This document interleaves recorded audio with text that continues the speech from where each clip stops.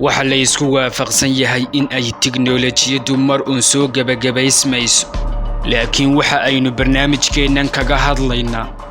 qunbulada awoodda u leh in ay ilbiriqsiyo ku soo gabagabayso tiknoolajiyada xitaa qunbuladaha nukliyeerka ah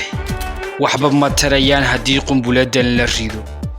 weliba iyadoon qofna waxyeello u geysanayn waana qunbuladaha elektromagnetka ah qunbuladan waxaa lagu tiriyaa noocyada ugu dambeeya uguna khatarta badan adduunka waxaanay ka mid tahay jiilka saddexaad ee qunbuladaha nukliyeerka ah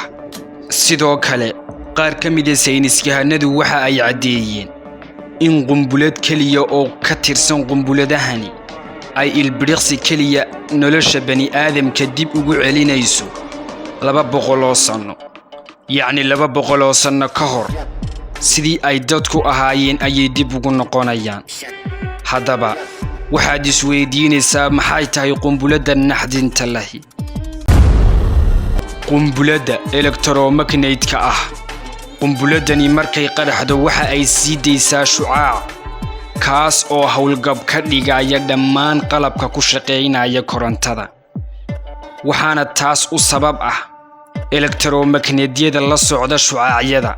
waxayna khalkhal gelinayaan oo ay burburinayaan qulqulka korontada waxaa tusaale ka soo qaadaa haddii aad maalin bilaa koronto ku noolaato cidhiidhi intee leeg ayaa dareemaysaa waxaanay shaaciyeen reer galbeedku waxay uga baqanayaan kuuriyada waqooyi maaha inay helaan qunbulada nukliyeerka ah ee waa in ay helaan qunbuladan elektromagnetka ah waxaanay dadka qaar aaminsan yihiin inay heleen qunbuladan si taa la mida waxa shucaacan sameeya madaxyada nukliyeerka markay qarxaan laakiin waa xaddi aad u yar kamana samaysna miinadani kiimikooyin la isku daray siday wakhtigan aynu joogno u badan yihiin miinooyinka caadiga fikradda lagu sameeyey qunbuladan waxa markii ugu horreysay la ogaaday markii qunbulad nukliyeer ah lagu tijaabiyey oogada sare ee dhulka ayay saynisyahanadu ogaadeen inuu ku dhex samaysmay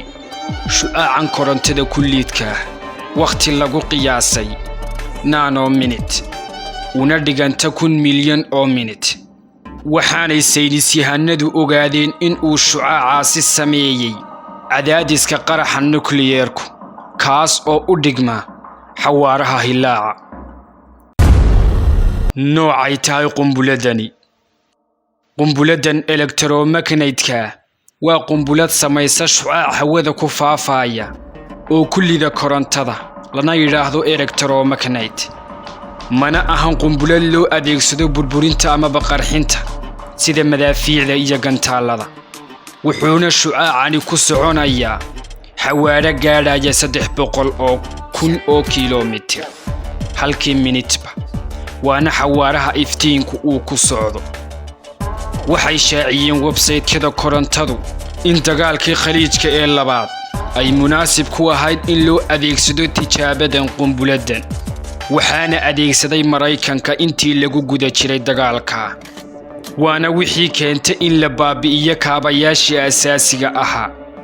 sida xarumihii soo ururinayay xogaha muhiimka ah sida kombiyuutarada iyo raadaaradii xogahii dayax gacmeedyada la iskugu dirayay iyo dhammaan qalabkii isgaadhsiinta dawladaha haysta qunbuladahan elektromagnetka kuuriyada waqooyi ayaa lagu tiriyaa dawladaha ugu horreeyay ee haysta qunbuladahan elektromagnetka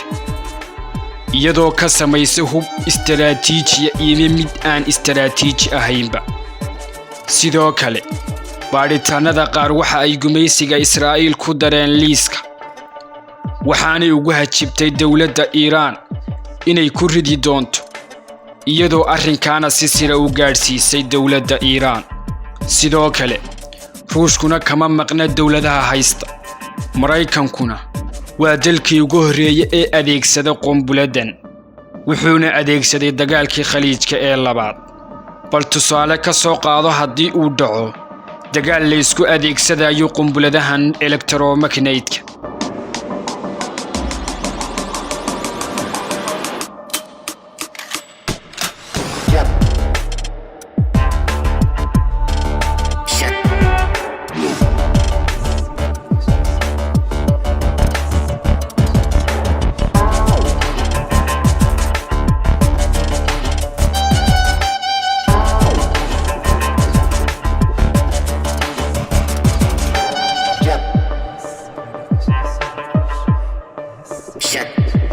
Yeah.